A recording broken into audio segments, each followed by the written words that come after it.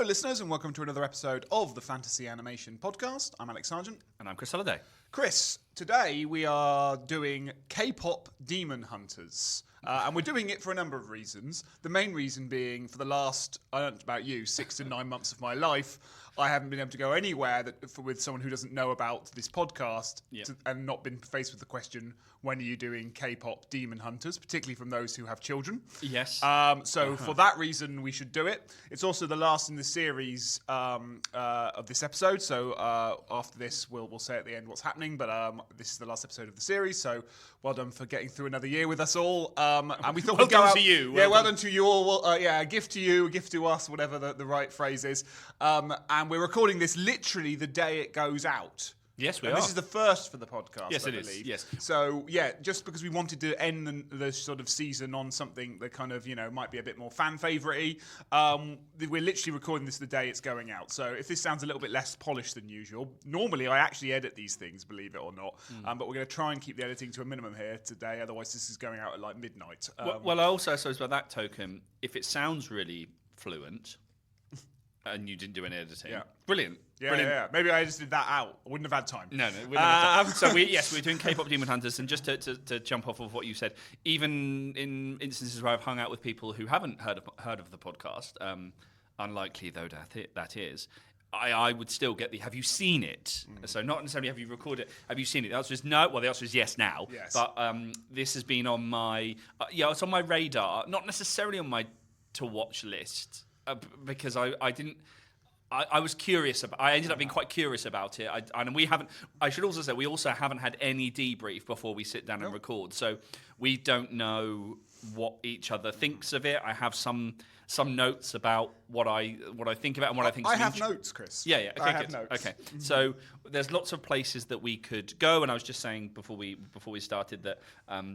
In a previous life, I taught a module that had a week on female friendship. So I thought I'll just get up some notes because I think there could be some stuff to say about kind of female friendship. I've also written photorealist caricature. I've just put social media ! And then I should say that my last note is, what's the message of this? So that's something to look forward to. And then we will sign off for the summer and et cetera, et cetera. So we thought we'd end on this but I think there's some stuff to say about the Korean wave. I was doing some digging into what the film sort of, its impact, which seems to be international. I mean, I guess my worry before we start, and this is probably why we haven't done it until this moment, is that I'm a little bit worried this is, for the listeners, going to be a bit of a case of careful what you wish for. Because those who've asked us to do an episode on this, you are about to hear two white men, at last, one in their 40s, the other rapidly approaching it, give their hot take on K-Pop Demon Hunters, and I am conscious that is the least interesting take that probably there exists. So let's on it. So I will desperately try to be interesting, but I think that is something I'm wrestling with a little bit with this, which just feels really unusual to have our fingers on the pulse like this. I mean, yeah, exactly. I have never felt my finger less on the pulse. No, exactly. To give away where I stand on it. I don't know if it worked for me, but this is not an occasion where I have anything to say. This is not Wicked 2. I have no hostility towards this movie. No. There are bits of it I admire. I can see what it's doing in some places. I think there's some nuance in places where there doesn't necessarily need to be in a big behemoth movie like this. I can see what it's doing. I can totally see why it's worked so well. Yeah. Did it get under my skin? Did I end up singing along? Absolutely not. Okay. But did you have a slightly more favourable response than me? Because you tend to be a little bit more. I'm thinking back to when we did like The Greatest Showman, which I was very grumpy about when we did it. I'm a little bit less grumpy about it now, but I'm still far more grumpy about it than you are. So you're a bit more predisposed to like this kind of stuff than me. I don't really enjoy happiness, expressed on screen or off. So, well, lovely, and that's lovely. Yeah, that is lovely. So, what do I think? So, I was from a position of exactly as you said, the cautious of at last two white guys chatting about K-pop Demon Hunters. Yeah, but also quite clearly, I remember similarly the controversy around, well, not controversy, the responses to a number of Pixar's more recent films, Aluka a Turning Red, I think, is probably the most pointed example where Pixar was sort of pushing against, let's call them middle American narratives, and Soul I'd probably add to that. Soul, Luca. Turning Red is the one that sticks out for me, simply because of the kind of creative personnel involved, but also the intended audience. And I remember a lot of responses, and the director of Turning Red was also the director of Bao, the short film about the little Bao bun, and incidentally, and the director of which, the cousin, also took my animation module here at King's. So that's a weird little connection. Anyway, so that I remember the audience response to that, or the critical response to that, was very mixed. Some people were like, this film is absolutely for me and speaking to me. And a lot of other critics were like, well, this is just ludicrous. Like, how can anyone relate to Turning Red, which is about adolescence of a young sort of Korean American girl? This is ludicrous. And it's like, yeah, maybe the film's not for you, and that's totally fine. So I sort of went in... But also, just to not let those critics too much off the hook and me off the hook too much, like in the same way that it's perfectly possible for a Korean adolescent to watch Toy Story and relate to things in it, it is equally perfectly possible within the human cognitive imagination and thing to find something of relevance. Like that is a deliberate lack of emotional imagination on the part of that person. Yes, right? No. How could anyone be expected to relate to this who isn't directly this person? Well, all film audiences all the time do that. You know? I'm not animated. No, and yet here, I'm not an animated rodent. Either. Like it's fine, but so I don't want to go too far in letting us them or us off the hook. No. But also, yes. So I went into this film sort of. I didn't know anything about it, and it's funny. As soon as it started, within about 2 minutes, I thought, "Oh, I understand why it's called K-pop Demon Hunters." Sure. Okay, fine. This is actually what that's about. Yes. Yes. I thought there were some really interesting bits around. Its reflexivity of kind of social media and also the internet, and also the fact that this is a Netflix. Netflix is this film is the most popular of the most popular original animated film on Netflix of all time, and so the film is very reflexive about the internet, about social media, about celebrity. And celebrity addiction as well. I think there's Victor Fan King has written about the kind of poetics of addiction with regards to certain sort of within fan communities and also celebrities. So I was thinking of addiction actually in that way. I like the fact it was a different kind of animated musical. I thought that was quite interesting that it's doing animated music in a slightly different way, and the sort of visual style of the film and the big sort of hypermedia aesthetic. It didn't land with me. It didn't. No, it didn't land with me. I finished the film and I sort of couldn't remember anything about it. But maybe it's a rewatching one to get the songs into your subconscious. Yeah. But it was an enjoyable. I hate using the word romp because that's the thing. I never romped. Did I suffer?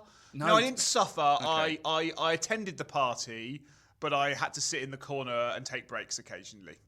Okay, you're the designated driver. Yeah, exactly. So I like the idea of pop stars as heroes, and I think anyone who's interested in star studies, actually, or celebrity studies, or people working kind of within those disciplines as well, actually, this film is doing a lot, and there's lots of good things to say about it. It didn't land for me, but as you say, I'm absolutely not hostile to the film. There's certain little standout kind of sequences and bits and bobs, but. I'm sort of, as my mum would say, when we watch a film and she likes it, but she's very clear that she doesn't want me to buy the DVD for her. She goes, that was brilliant. I wouldn't want to see it again. Yeah. And that's her way of saying, please don't buy it. This is not a hidden, I'm on Amazon, quickly buying. She's like, I don't want to see it again. So do I not want to see it again? I think it's a teachable film. I think my animation students will continue to write about it. And I think there is something interesting about the broader visibility of, let's say, South Korea within the media. We've got your Parasite, we've got Squid Game, K-pop, obviously, which is what this film about. It didn't quite land, but some people are obsessed. Like some people love it. Animation scholars love it. People are obsessed with. Do they? Okay, I didn't. And also kind of anime scholars as well. Sure. So there are people that maybe people that work. I just work in a different kind of animation, which sounds terrible, but it didn't.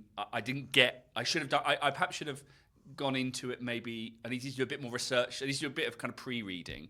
I need to sort of think, learn a bit more about kind of the nuances, because I felt like a lot of the kind of K-pop stuff was obviously speaking to a tradition. I think I could name you more songs by Peter Andre than I could K-pop songs.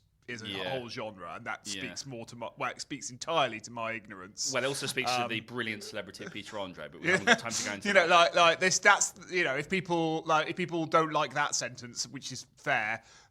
You're not going to. The next hour is not going to be better than that. I'm afraid. That's the vantage point. I'm afraid I've got. As a single human in the world with only a certain amount of processing power. K-pop's not in my hard drive. It's barely in my RAM. Yeah, exactly. What I would say is that I did think the sort of female friendship element and I've written about the turn towards the kind of the girlfriend action flick. Actually, I thought that at least I thought that was a successful element. The sort of the relationship that the three women had between each other. Some of the other relationships were a little bit more tenuous, but I did think, which is kind of, I suppose, at its core, the film is about the relationship between those three people. So actually, maybe on that level, actually, did it? Oh dear. I mean, it is. It's also about a kind of romantic relationship. And that's where I sort of got. Oh, that's not good. I was gonna say that's the bit I got. Actually, I'm really bored of this now. No. Where it starts to turn into a romance. I thought I agree. I didn't care about that at all. Which is a criticism we've leveled at many other films. Sure. Where actually, and maybe this is actually where the writing on the girlfriend. Or the female friendship film, or the girlfriend flick, let's say, as Alison Winch calls it. That's where it ultimately writes a cache that it doesn't check, because a lot of female friendship movies, from your Charlie's Angels to your Birds of Prey to your 3-5, they do tend to add that little romance bit at the end, because you can't possibly end the film without that heteronormative relationship. You can't end on a female friendship, though. One of them's got to be paired. This one does, but it does take a hefty detour from about 40 minutes into about an hour and 20. So that was an unsuccessful element of the film. I liked it best when it was the three. Should we get into it? Should we try and go? Because so far we haven't got into it at all. Yeah. We're dancing around it, pun intended. Okay, so let's deal with the opening and the kind of premise and the lore, because there's a kind of storybook open here, isn't there? Like it's at least a kind of in the time of blah, blah, blah, blah, here's the lore establishing. Always a fan of that. Always love a bit of that. So I'm and let me just check I understand. Looking at you, hoping for empathy. So the plot is we have this K-pop band.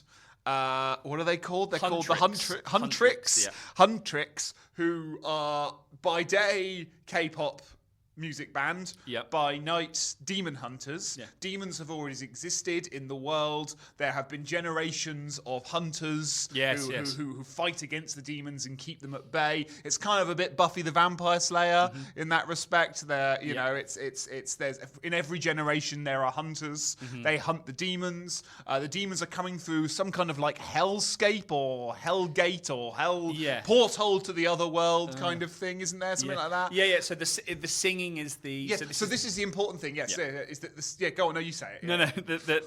The by day by night distinction is they are related insofar as the singing, the original Demon Hunters.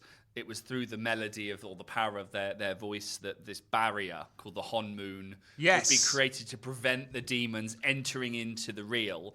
And the film is really about narrativizing the ultimate endpoint, which is the Golden Honmoon, which is a barrier so powerful that the demons won't be able to enter. So this is the power of the voice writ large. So I've got a lot to say about the Honmoon, but I'll pause that for the moment, because I've also I think that premise is worth just pausing on for a second then, because I think what I quite liked about it is I thought, it's like Hannah Montana, Buffy the Vampire Slayer, superheroes, right? They have their alter egos. They're the K-pop band, but really they're demon hunters. But actually, it's as you say, the two roles are much more sympathetic than that. In that being a K-pop band is part of their demon huntingness, because their music spreads this Honmoon concept throughout the world and keeps the demons at bay. Isn't it? That's the kind of premise. Is that their music, the joy they bring their fans, is part of the way they fight against the demons. They fight against the demons literally by punching them in the face, but they also fight against them through their fun dancing, singing stuff. Yes, and yes, absolutely. So it's not Peter Parker, Spider-Man. Peter Parker is also playing a crucial role in the Spider-Man. It's Peter / Spider-Man. Yes. Vis-a-vis fantasy / animation. Yeah, exactly. Yeah. They can't. One is not. It's not. It's. They're one of them's fighting demons figuratively. The other one is fighting demons literally, or something like that. Yes. Yeah. And I quite like that sympathetic relationship. Yes, but no, I was based on what you said. So it would seem like K-pop is the way that this role of Demon Hunters is passed down through generations, that K-pop are these people selected because they are K-pop artists, or are they would make good Demon Hunters, or are they Demon Hunters that have... My sense is that I guess it's both, isn't it? Yeah. They have to be both those things. Yeah. They have to be a terrific K-poppy kickboxing package. But it's interesting that there's no... Because Charlie's Angels, female, about three women... Fighting crime. Managed not by a manager, but by Charlie. Yeah. I mean, the manager in this film is sort of playing the nominal role of madcap male character, sort of running around. Yeah, no, it's not really. It's not sort of. Yes. He's not there. is he? No, no. That was one of my notes. Not in fact. But I thought that the film doesn't take much time, if I remember rightly. Unlike Charlie's Angels, where you see them performing, but there are scenes of sort of training and fighting and just the physical side of their vocation. This film doesn't spend a lot of time, like the behind the scenes bits of this film, where the female characters, Rumi, Zoe, and Mira, who are, we don't see any scenes of them training. A lot of it's the struggle, not of training, but the struggle of like writing a good song. And so the behind the scenes elements, or the bits where they're off stage, we don't see many sequences where they are training to fight, or they are honing their skill at the level of the literal fighting off demons. It's a lot more about their ability to write and ultimately the film is about the ability to write the perfect song that will create this Golden Honmoon. Yes. So that I thought was interesting, because it really prioritized the K-pop element, their vocation as singers, and they happen to be incredible, but there was no attention paid to their the training montage, how did we get to this point, how did we the emphasis was really on their celebrity, and the Demon Hunters bit kind of came second and was something they seemed to squeeze in between, and they did it with aplomb, but there was no the labour, that's the word I was looking for. That's a good point. It's not in the physicality of the fighting. Yes. It's in the emotional labour and artistic labour of songwriting. Yes, that was really interesting. I like that. Yeah, the labour was the word I was looking for. There's not many scenes of the physical of struggle. Their struggle is emotional between themselves, to be able to write pointed lyrics that connect. They talk a lot about we need to connect with the audience. Yes. That's where the struggle for the trio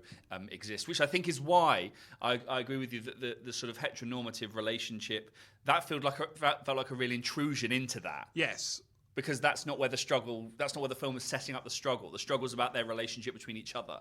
And then it introduced a new struggle that didn't work for me. Yeah. No, I agree. So what Love you that. get in this premise then is this incredibly literal metaphor of like literally finding your voice. There's the main character, oh my god, come on Wikipedia, help me out here, Rumi. The main character Rumi is literally struggling with her voice, and is having to re-find her voice, and she might not be able to sing well unless she finds her voice, and that obviously ties in with her origins, and surprise, surprise, maybe the demons aren't so demonic after all, and maybe it's not about opposites, it's about embracing all of our demons. Spoiler alert. So there's the other thing is fighting She's demons. a demon, Fighting demons, exactly, and defeating our demons. So there's this incredibly literal metaphor of finding your voice and defeating one's own demons. And part of me thinks, great. Part of me thinks, is this the most bluntest metaphor I've ever seen of this film ever? And this is where I'm not, because I haven't really watched that much kind of anime. No, I mean, but the bits I have seen, it is often quite literal. These kind of like metaphors, they're quite on the nose. It's not subtext. Yeah. So I kind of think, and obviously this is aimed at a certain, a sort of younger demographic as well. The message is perfectly kind of sound and fine, but I did feel like, okay, I got it, right, they're fighting. The demons aren't just outside, they're within. Got it. Like, yeah. Does it feel less... I mean, there's the question of when does such a pointed metaphor not become a metaphor at all, just become the thing that the thing is, it's literally fine.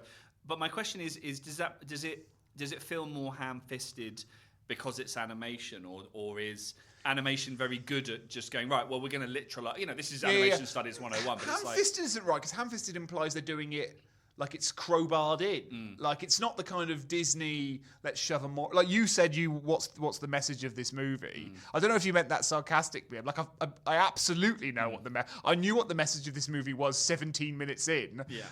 And I could have done with not knowing the message of the movie a little bit more. So it's not ham-fisted, it's bluntly... bludgeoned. It's bludgeoned on top of you. Okay. And I think because the animation side of things, we've talked about metaphor, we've talked about the rhetorical quality of animation yet. But is it that animation is therefore becomes the perfect medium to articulate, because it can play with, and that's just fantasy. It's the perfect sort of mediums genres to play with.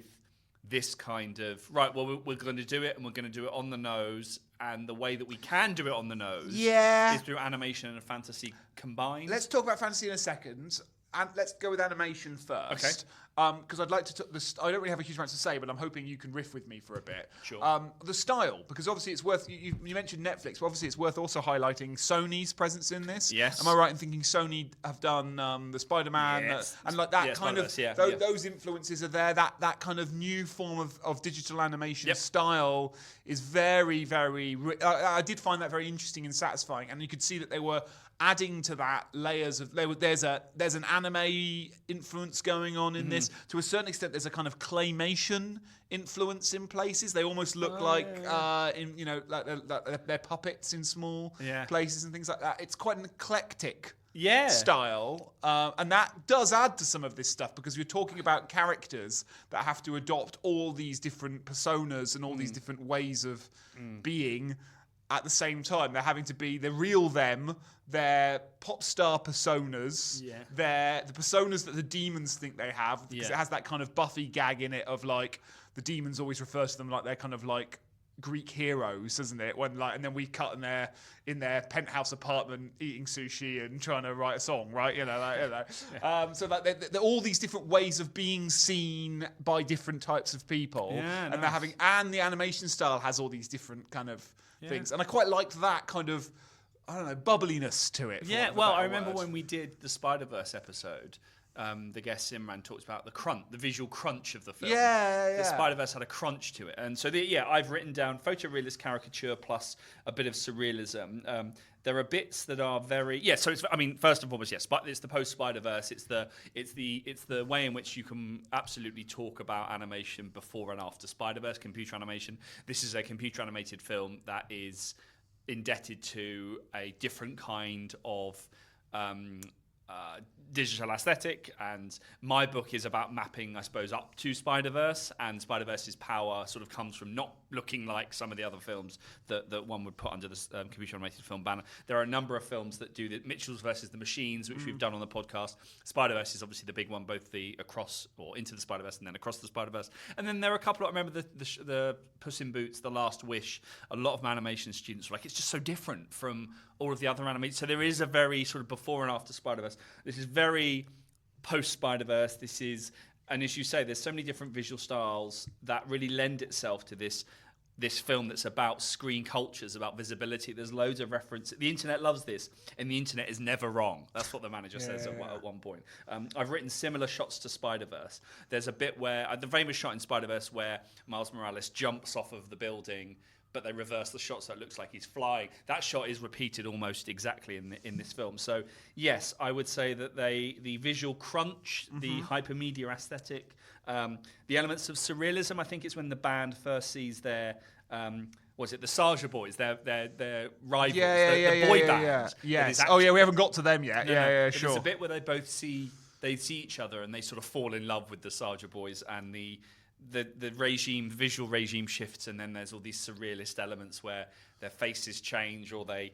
I think that's some anime influence going on. Yeah, and also I was thinking the bit where they're eating like there's a scene about 10-15 minutes in where they're eating like food in their apartment and they're kind of gobbling it down like in big mouthfuls and things like that. And it made me think of any anime cartoon I've ever seen, like from the. That's very Spirited Away. Yeah. I was also thinking of the kind of the Tex Avery Warner Brothers, where the famous one is the wolf sees the attractive woman, or the man. And the heart pumps out of the chest. Sure. Which reminds me, we should do The Mask in a future episode, because that does that a lot. But that sort of like literalized lust and heart beating out the chest, and characters changing into werewolves and wolf whistling and stuff. There was a lot of sort of that going on. But I just put, it's very reflexive about social media euphoria, which I guess is very, absolutely connected to all of these different. But it doesn't feel like a clash of styles. It's quite nicely. It felt like the right style was being used at the right moment. Yeah, no, I'd agree with that. And when there was a combination of styles that complemented okay. Because I think the tone, at least for the first sort of half an hour, 40 minutes, is kind of madcap in a it's much more zany, it's much more wisecracking, it's aware of the absurdity of its title, it's playful, and I kind of enjoyed it but it does get bogged down in that kind of second act by the love interest, and it becomes a lot more somber and a lot more meditative in a way I didn't think it wanted or needed it to go. So is this? I would say that a lot of my notes are about the beginning, and then there are less notes.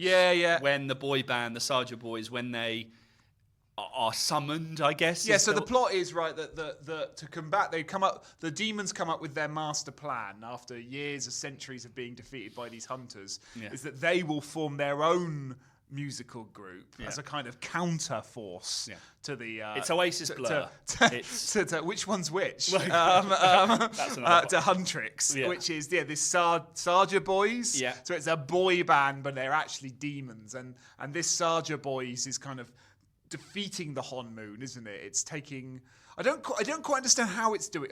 I want to talk more about the Honmoon, because I think if there's anything that's actually quite rich as a metaphor that I did get my teeth into, it's this idea of the Honmoon.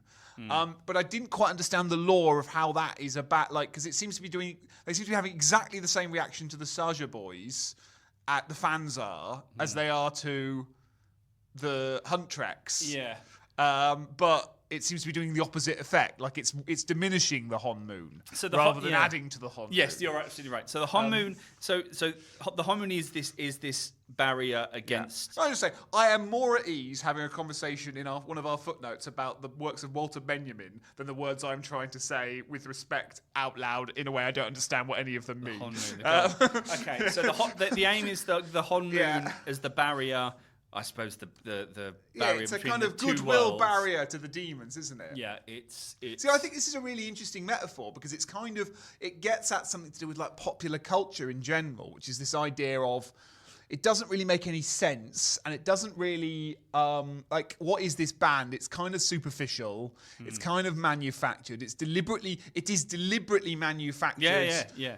To achieve this effect. So it's not it is manufactured in a neutral sense of the word, and yet the way it interacts with its fans creates this kind of goodwill shield, this shield of pleasantry and of affective niceness that keeps the demons at bay. Yep. And I think there's actually something quite nice about that as a metaphor for pop culture in general. Like this movie gives its fans Honmoon. Yeah, it keeps the demons at bay. You can be really po-faced about popular culture, but it is the stuff people watch at the end of the day when they've had a really bad day at work or something's going on in their personal life that's really bad, and it gives them an hour and a half of Honmoon. Yeah. So I thought that was quite a nice. I could see myself using that metaphor when trying to explain like popular culture theory to like students in the future. Yeah, because it kind of encapsulates a lot of what it's doing. This Honmoon is this shield that keeps the demons at bay. Yeah. But it's collective as well, right? It's participating in it together. is part of the growth of this shield, right? Yeah. No, and even this, because it has quite a positive view of social media. There is an argument that an Instagram community could help create Honmoon, could help, all this kind of stuff. Yeah. The two films, or the two things that jumped into my head as you were talking were the kind of Taylor Swift, the Eras tour. Yeah, exactly. And the sort of the bracelets and just go to the concert and have a brilliant time, and that's your Honmoon. Back to these critics, the idea that you'd find that in any way annoying, like that people who aren't your demographic are having a nice time at a thing you don't quite understand. It's just, I don't understand that. So there was that, and then there was the other. This is a tenuous thing, but actually, it's about this, which is the M. Night Shyamalan film, The Trap, with Josh Hartnett, which is Josh Hartnett takes his daughter to a pop star. Lady Raven is the pop star's name. Okay. To a concert. Is this a real pop star or a fictional pop star? Fine, thank you. But it's creating exactly what you're describing, and the point of it is that it's funny because I suppose the gag is that the gag is that he is a man, whatever, 50s, who is trapped in a room at a pop concert with screaming girls. But the film spends a lot of time asking us or inviting us to enjoy this moment of Honmoon. Yes. It's essentially what you're saying. And the film goes off on another tangent, but it only works when it goes off on another tangent if it doesn't establish what you've just described at the start. So that jumped into my head because that film absolutely at the start sets up this is a space of kind of collaboration and joy, like as you said, like people having a nice time in a communal space, in a kind of cathartic space. The Eras tour, I think, is a good example of what you're describing. So, but to use an example that I like, The Traitors is a good example of what I'm describing. I've never seen The Traitors. Yeah, but do you mean anything, any pop culture event that can, despite its contradictions, despite its irrationalities, despite its superficiality, despite all the kind of things one absolutely could moan about it if one wanted to, that are true and real. It can do this. I love going to concerts. I love going to sports events. Yes. The idea of the anthem, I think, is really important. People talk. I mean, my Queen have talked a lot about why their songs endure at pop events. He's like, they're about people. People love an anthem, being able to sing "We Are the Champions," all this sort of stuff together at the end, doing some that kind of stuff. We love a community. So I liked, again, but that's why I felt why are the Saja boys not creating Honmoon, is my point? Because they seem to be creating a lot of Honmoon. Why are they not your use of it as a noun, a verb, to Honmoon. Okay. Yeah. So from what I understand, is that the Saja boys are there to split loyalties. So they are about stealing Huntrix's fans. Right. And therefore weaken the Honmoon to allow the demons to enter. I'm assuming that because the demons are the ones singing, as they sing and people sing along with them, that dissipates the Honmoon rather than I don't think that works. Okay, I think that doesn't work as a metaphor. The dragons, yes. The Honmoon and the gender. No, it doesn't work. It doesn't work because that basically starts to say that there are good and bad forms of popular culture, which I think is against this idea of Honmoon. Yes. So I would say that it would have been better. Here I go again, rewriting the movie to the movie I'd like it to be, if that music, like, individualized or isolated a crowd, or that it was music that was. I guess it gets to this a little bit, isn't it? When they write the Huntrixes write Golden this song. No, Golden is the song that I've heard before. They write this song that splits the group up because it's like a hateful song. Like, it's about hating demons. I can't remember what it's called, but they write this thing, and that's because they're trying to respond to the threat. Is this Takedown? Maybe, yeah. And because the song is trying to incite hatred and hostility, that's it. It can't work as well as something like Golden. So I quickly looked up, I googled, why does the Honmoon weaken? The answer is the Honmoon weakens because it relies entirely on the temporary collective spiritual energy of human souls, which deteriorates over time. It's specifically damaged by collective despair, negative fan energy, and the internal so is that, are they supposed to be like negative? They must be like emo fans or something. I don't know. An emotional outburst of the demon. So the barrier's condition fluctuates based on fading energy, collective despair, and the doubt of the hunter. So the fact that huntrix begin to doubt themselves. Yes, okay. That causes a weak. I think it's more about the weakening of it rather than the Sarja boys strengthening of it. Their job is to weaken the people that can. It's the people that are putting the finger in the dam. It's tickling them to try and get them to weaken. That was a terrible analogy. I don't think that quite works, but fine. It's a minor. What my analogy or the plot of the film? Both. That part of the film. Okay, No. Gotcha. No, I understand what you mean. Sure. I think the film doesn't communicate that well. So there's something around, because the whole, I suppose, wrapped up in all of this is that there is one member of the Sarja boys, Jinnu, who has his own feelings of shame about the way that he treated his parents, and because they are so this is unusual. The demons seem to be able to. This particular bit's unusual of the film. Yeah. This is the bit that I thought no. Bit weird. This not on my watch, which is that Jinnu as this demon shares with Rumi that 400 years earlier on he left his family. So it seems like the demon hunters go through cycles and generations. The demons themselves do not. They are constant, and the outcome of that constancy is that they end up in the case of Jinnu to develop shame, and so presumably because he is part of the Sarja boys, when they become popular, the shame that he embodies and feels becomes popular, and that's what we can. So it's I know. I get what you mean. Yeah.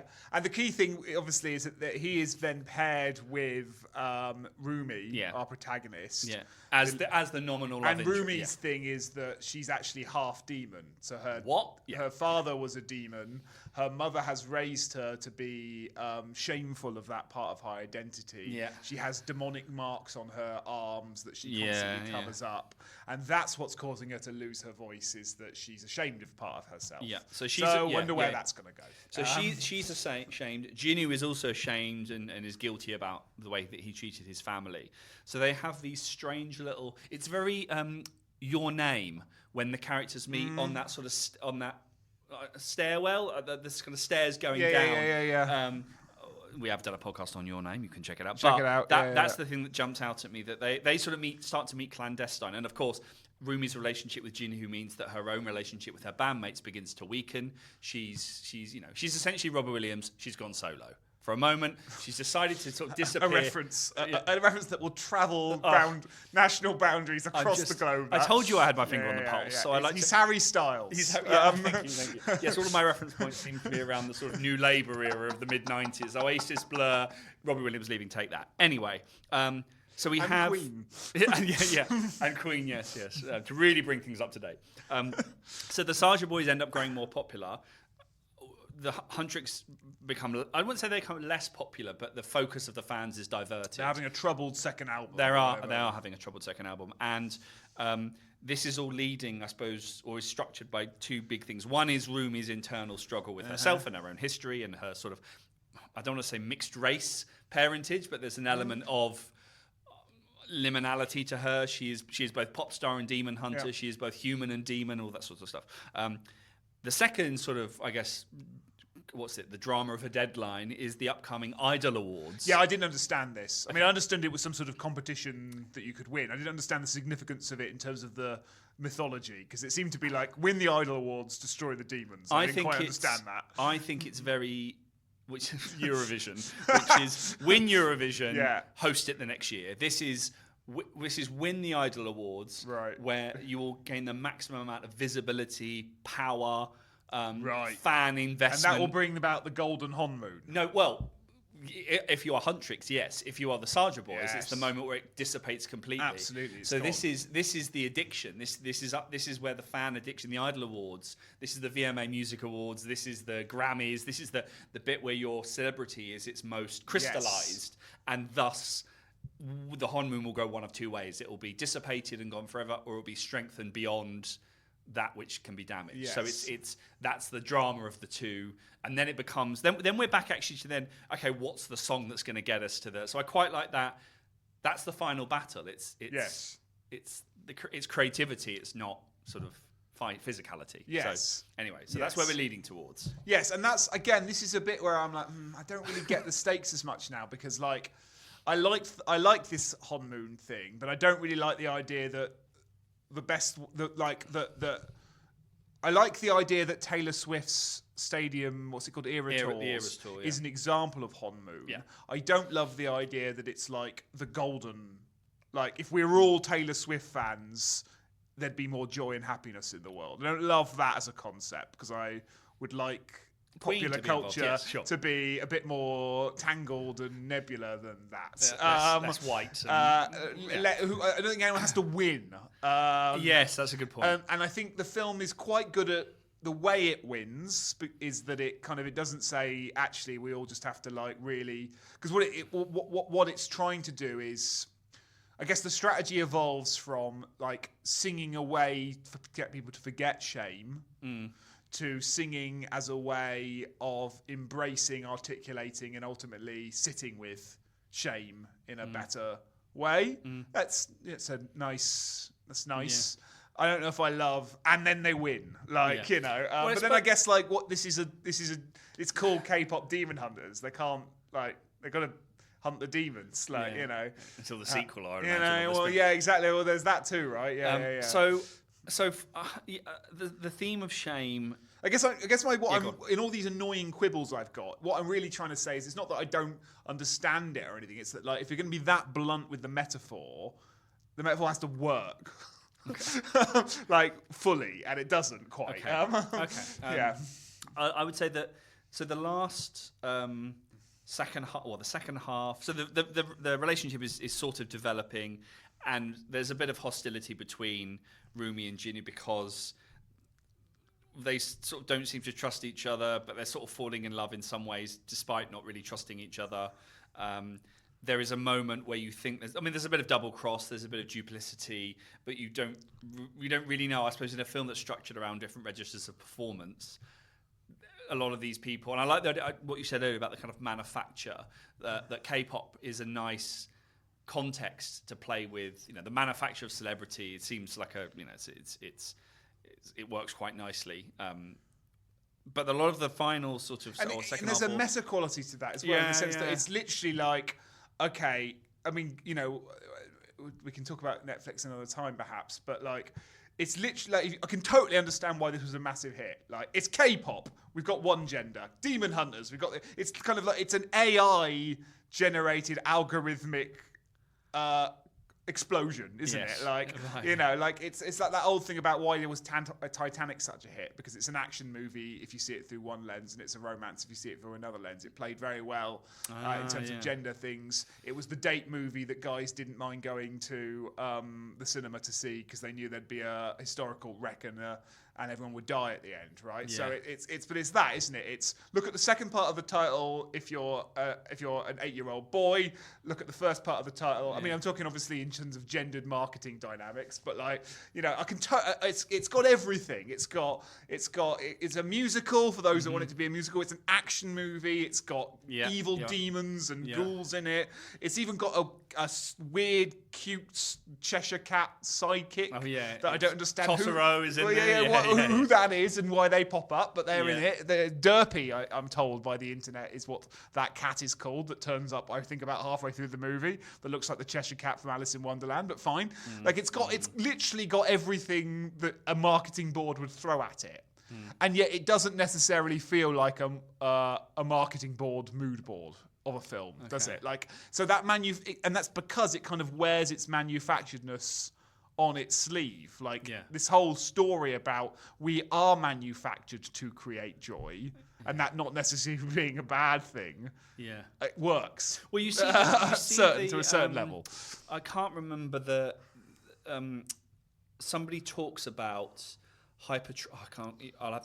people can look this up. Hypertrophic celebrity culture, which is basically people being more interested in the mechanics of celebrity and being through, I suppose, one way is through celebrity variations on shows, Celebrity MasterChef, Celebrity Apprentice, Celebrity Traitors, Celebrity. It's people are more aware of the mechanics of stardom, perhaps, and this film is very good at, again, the internet loves this, the internet is never wrong. The manager is this person behind the scenes that is trying to think about trends and celebrity addiction and visibility and notoriety, and so it's very, it's about the industry. It is about the industry and business of pop music and celebrity culture and stuff, and it uses the style, as you said, to sort of feed into that. There's the idea of shame. I think going back to that sort of, I think structures the shame and the disillusion of the relationship between the three women is basically takes center stage over the final third, where their relationship starts to creak a little bit because they want to write this perfect song. It's not coming.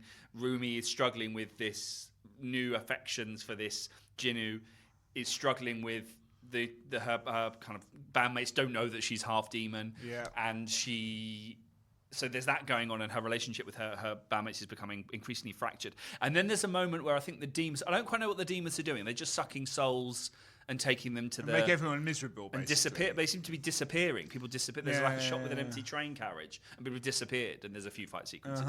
And then they replicate the final, or at the awards, Huntrix choose to perform this golden song rather than Takedown. So Takedown is this more cutting, pointed provocation at Saja Boys. So they choose to perform Golden, but then two demons kidnap two of the band members and impersonate them, and then go up on stage, and then they start to perform impromptu this Takedown song, and then I can't really remember what happens after that. I feel like after that there is a sort of, I don't want to say a negative energy, but that is the moment where Rumi has to then bear her, I don't know, it's the bearing of her shame or the acknowledgement of her shame that breaks the two she has this flashback with her mother. Yeah. And kind of talks to her, and the mother is saying, I had to hide this part of you. You have to hide this part of me. This is the way we do it.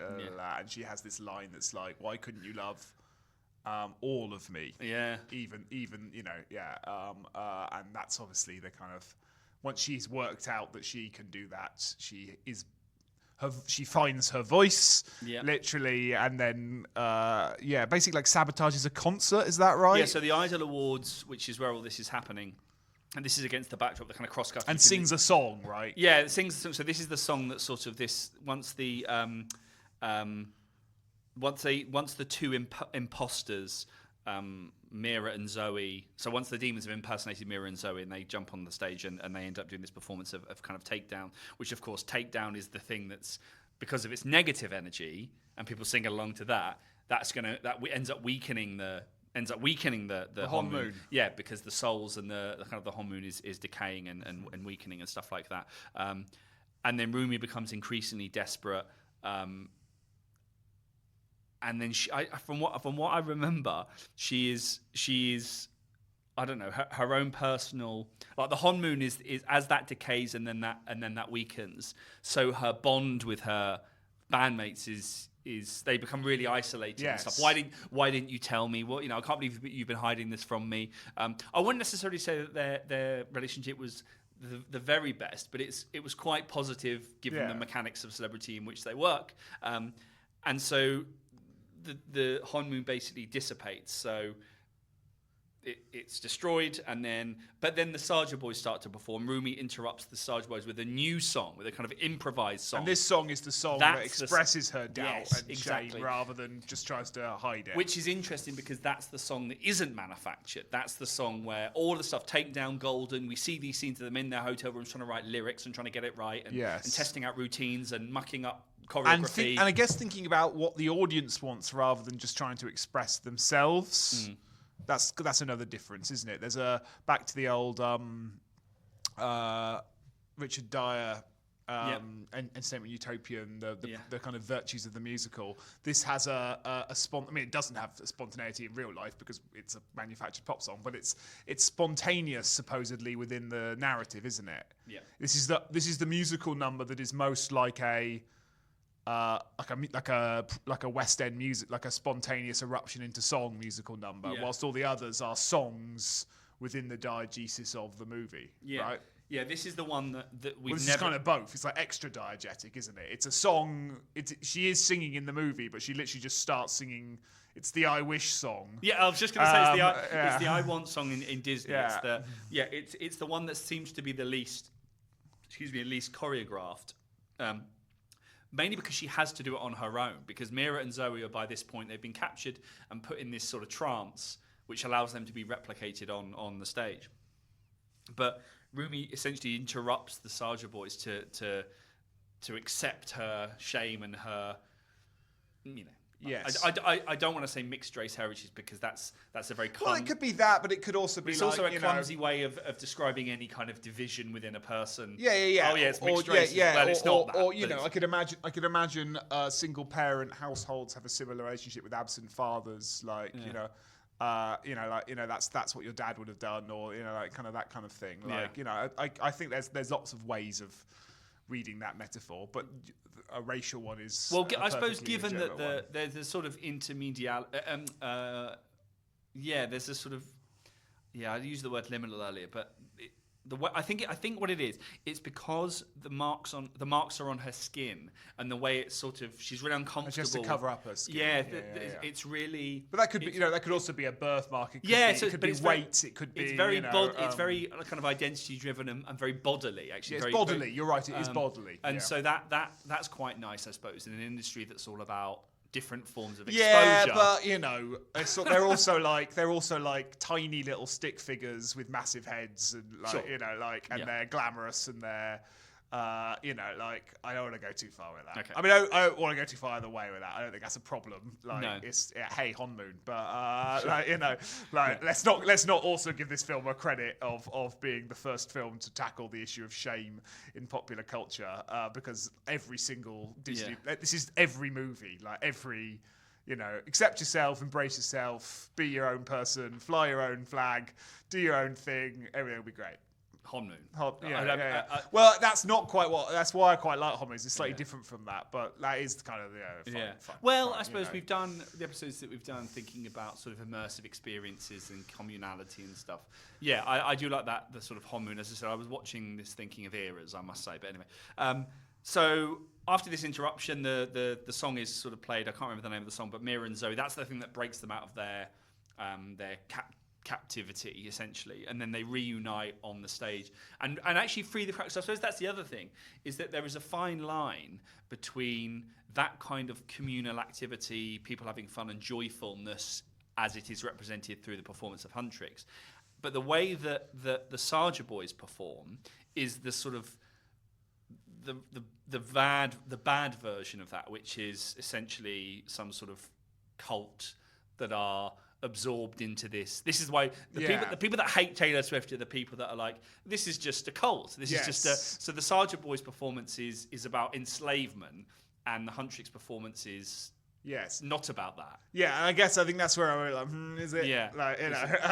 So we haven't really talked about, so Guimar is the head demon, the head sort of entity that's running the underworld. Looks a little bit like the Wizard of Oz in his first incarnation, like sort of floating fire and flames and various shapes. And we never really know what that is. So that seems to be like a spirit that has actually a really interesting relationship to Jinnu, because Jinnu is the one that seems to be almost on the turn to good, but is marked by these shame and these internal voices. And Guimar is like, well, if you don't turn on Huntrix, I will elevate these voices, and you will essentially go mad. Anyway, so that's where it's kind of leading, really, to acceptance, to Rumi's acceptance of her patterns, her demonness, and actually that gives Jinnu, I think he then fades away. Yeah, he sort of sacrifices himself for her, although I feel like he'll be back. In a sequel I very much hope I don't have to watch. But I suspect he'll be back, because things like, but yes, he sacrifices himself. So we don't end on a kind of heteronormative romance. We do end on the happy ending is that the band is back together and they're all had a bit of downtime together, and then they're willing to embrace their fans again, and it's sort of all back to normal, so to speak. So it does end on that note, but I didn't need the romantic subplot deviation of it. The only thing, to add, I would say that I did like, the kind of female friendship is this is where the film achieves its quote unquote kind of happy ending. So I did mention it briefly. So Alison Winch's work on what she calls the girlfriend flick, which is largely actually, her designation is largely related to kind of romantic comedies. So Bride Wars is a good example. I suppose I used to teach it in relation to Bridesmaids, which is more of a gross-out version of the female friendship movie, but the Tina Fey's and Amy Poehler film Sisters is another one. So these are films, she says, Alison Winch depicts the priority of female friendship in intimate culture, in which female friends supply significant emotional and moral support, playing a fundamental role in validating each other's identities. So in that ways, it works like that. I've written about how that has then migrated into action films to create the girlfriend action flick. So the new Charlie's Angels from 2019, Birds of Prey, the Margot Robbie film, and then Gunpowder Milkshake, and an action film called The 355 that kind of rework those conventions. But I guess what's interesting about... So this is kind of doing similar action-y... all those films you just said were box office flops. Yeah. Except this, right, which is huge. Yeah. So... I don't know what that says about... I mean, I think animation, obviously, has played a key role in this. Yeah. The fact that it's on streaming rather... do you know what I mean? Like, there's lots of variables we could attribute to the success of this versus those films. But it is interesting... It's a more hyperbolic version of that tale, isn't it? I mean, none of those films are subtle, but this is kind of even more so, right? And that is interesting that none of those films are, I'm afraid, creating that much Honmoon because no one's seeing them. Sure. Well, a lot of the films were critiqued for the way that they sort of used female friendship as a kind of lever, and then co-opted the characters into, I think even in the Birds of Prey, which is probably the most kind of radical you have on her face. Margot Robbie is, what's her name? The character from Harley Quinn. That's the one. I promise I have written about this, I just completely forgot. Right. At the end, she ends up becoming kind of a surrogate mother or a big sister, and so even that, I don't know, the potential for these films. Where I suppose this film, it flirts a little bit too long. I agree with in the sort of heterosexual relationship between Rumi and Jinnu. He then sacrifices himself, and I suppose that the film at least reprioritizes perhaps the reuniting of the three. I also think there's something about, I guess this is where we're getting towards kind of final thoughts.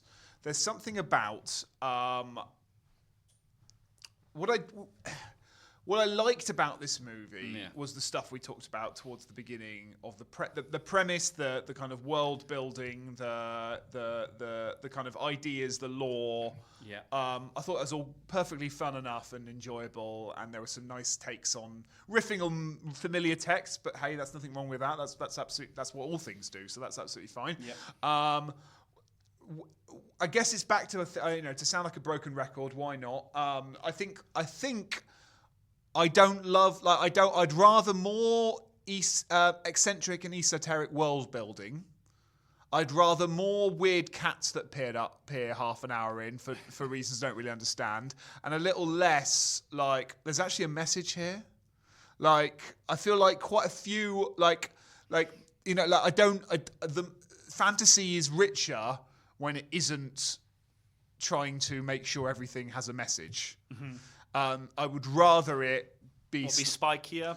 Spiky's not the right word, but be more iconoclastic, more baroque, more imagistic, more in its focus. Then, actually, you'll like this, parents, because don't worry, we're teaching your kids about mental health. Like, I would say the best way to teach an 8-year-old about mental health is to give them some Honmoon, he says, still not remembering the name of this thing. Institutionalized cultural Honmoon, sort of systemic Honmoon. Well, just have more fun with the world. I don't need the whole thing to be wrapped up in a thematic bow, and I don't need the whole thing to become quite didactic about I think we had a similar issue, or I had a similar issue. I don't want to throw you under the bus with me, but with Meet the Robinsons. Have we done that? Meet the Robinsons? No, the Disney film. That's not what I mean. What's the one? What isn't it another Netflix show we did that was like really popular, and I just didn't get it at all. So, and the machines Mitchell's versus the machines. Yes. Listen back to that episode, everybody. Yes, okay. That's exactly the same problem with that thing, which is just like, why have you turned this film that was a mad crap sci-fi dystopic fun little romp into like, I hope I'm not sounding like, oh my God, how dare you have a perfectly pleasant thematic message at the end of it. I haven't got a problem with that. It's when the whole energy becomes about doing that. Yeah. Lots of fantasy films have messages if you want to find them in them. But they also have talking lions and magical, his Dark Materials is an example of what people often think of as an extremely didactic fantasy lore. It is also a film with fighting polar bears in and fun alternative visions of Oxford, and like it's quirkier and it just lets its world sit with the viewer more and spends much more energy trying to enchant than it does trying to metaphorize than it's often given credit for. And I felt about 20 minutes, half an hour into this movie, I was like, oh God, I've got it. She's trying to find her voice. Like that's all this is going to be, and that is all it was. There wasn't much more lore after that. There wasn't much more world building. There wasn't much more of the fantastic, really. Back to that thing that I don't love about allegory, and it's said by Sven Stan Todorov, is that as soon as the fantastic exists in that in-between state between reality and the kind of hesitation. It exists in the hesitation where you're not quite sure what's real or what's not, or you're not willing to settle on what's real or not. You're willing to be held in a state of limbo, even just as a mental exercise. And that's fun, but as soon as you go, okay, the talking lion is Jesus, the demon is actually mental health and shame. Like as soon as you do that, the magic's gone because it's like solving a Sudoku puzzle. Yeah. Like, and I felt like I solved the Sudoku puzzle half an hour in, and I was like, okay, like I don't care anymore. And I'd rather it be less solved and more magical. Is that so? Is that? Would you have preferred more sequences? Because I suppose I didn't quite understand the demon world, and I wanted to understand. Yeah, exactly. I'd like more about that. How did these people come into the world? What's the lore of it? Give me some rich visuals of it. Show me them defeating them. Show me them. Show me the power of this Honmoon. Show me the magic of it. Show me some of that, and don't show me so much. Actually, we've all got demons, haven't we? Like, no, I think that's I think that's a fair point. And it felt, I suppose, because that point isn't that interesting. Like, it's really not. Like, every single popular culture film makes that point, right? Yeah. It's fine. Like, it's not bad. I haven't got a problem with them saying it. It's just not very interesting. Like, it's much more interesting to explore an interesting fantasy world you've made up. I thought it was interesting insofar as it was mapped onto sort of the entertainment industry, the kind of culture, media, and creative industries. Like, I thought the idea of as you say, matching up the performance, the sort of split identity, mapping it onto an industry that is all about performance. Give me more of that then. Yeah, like there's this bit at the beginning of it where they kind of like the Spice Girls. It's another 90s reference. Zigga. They all get their little like, she's the rapper. She's like see some of that. Let me see her rap the demons out of existence. Let me see like exactly that. That's a 7 minutes of a good time on screen. What I've just described there. Give me more of that, and you probably will get more of that in the sequels because. They won't feel the need to. I don't know. But thank you for saying "rap the demons out of existence." Do you know what I mean? Like, I want to see that. I want to see you have fun with that premise. Yeah, more of that and less demons as the voice of insecurity. Yeah, exactly. Gotcha, I've got that. That's fine. I've worked that out. Like, and it doesn't, because I think actually fleshing out the demon world would have actually helped the film, actually in some ways consecrate what it's trying to do, which is. There's a superficiality. Like, it's fine if they don't really flesh out the world, our world, because it is hyper-mediatized and it is screen-based and it is about likes and Ralph Breaks the Internet is trying to play with some of that. So actually, give the attention to fleshing out the demon, like Jinhoo's history and his relationship with his family, and you see a couple of sequences through his eyes where he disregards, I think, his mother and his sister, or his mother and his brother, or something like that, which is the cause of his shame. I would like to have learned more about that and the circumstances leading up to the demon world. You're right, because actually that would have helped a distinction that the film makes between the demon world feels like it's quite complex, yes, and we didn't learn about it as much, whereas the real world, quote unquote, is superficial and driven by images, but we learn a lot about that. And I don't want to learn more about that. I want to learn about back and to use more metaphors. It's a bit like, back to that thing. All right, Aslan works as a surrogate Jesus in The Lion, the Witch and Wardrobe. He's also a talking lion, and I'm much more interested in his talking lionness than his Jesusness.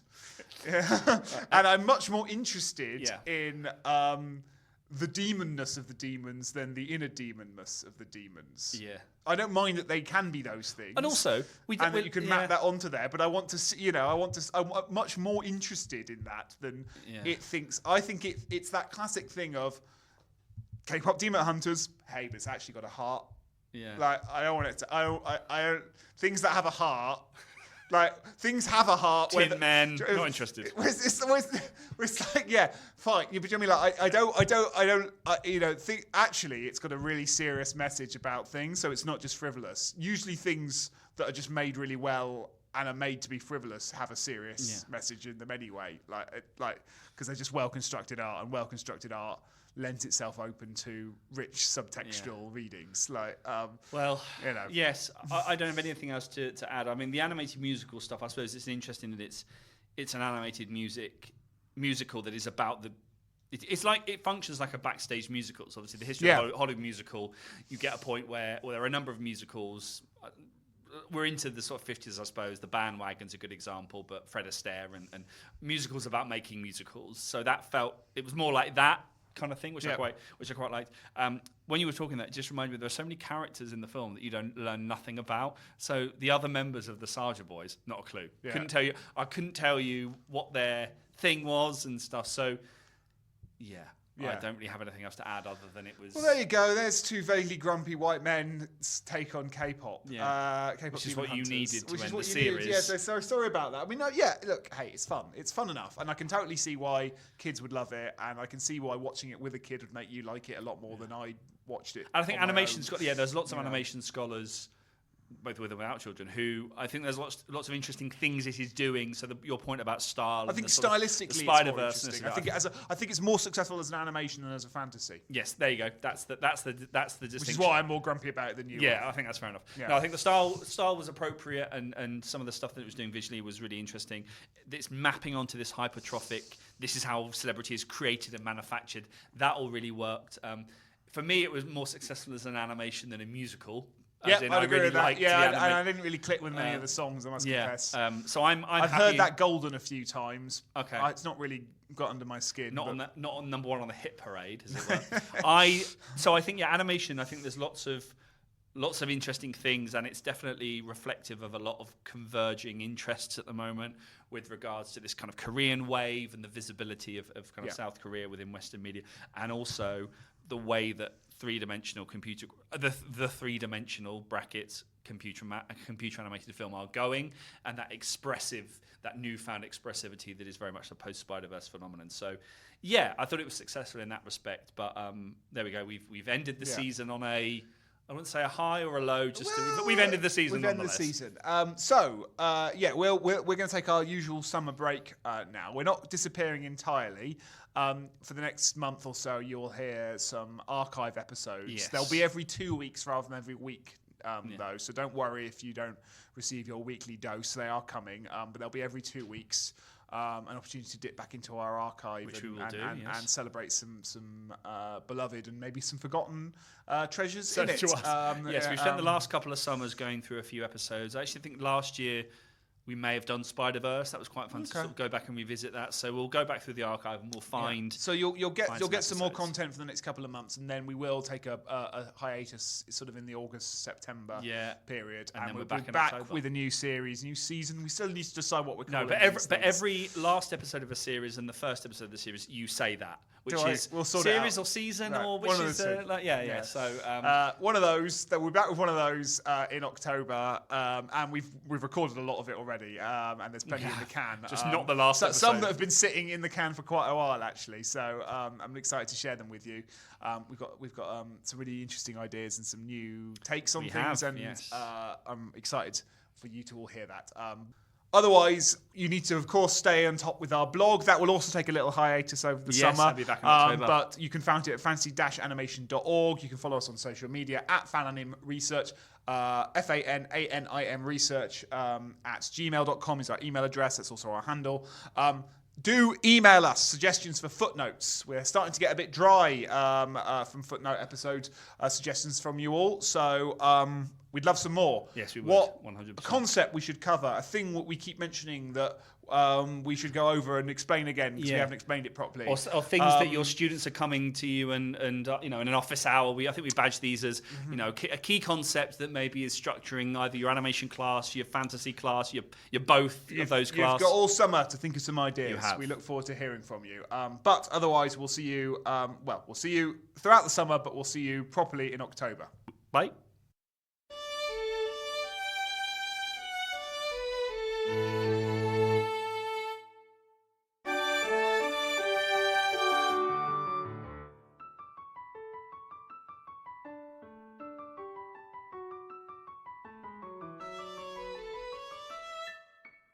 See people